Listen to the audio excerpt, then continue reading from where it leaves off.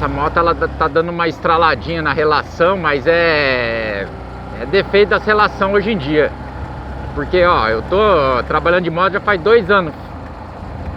E eu tenho reparado, na outra CG nova, ela tava com esse barulho, aí eu coloquei relação nova, fica filé. E passa um mês e já começa a fazer esse leque.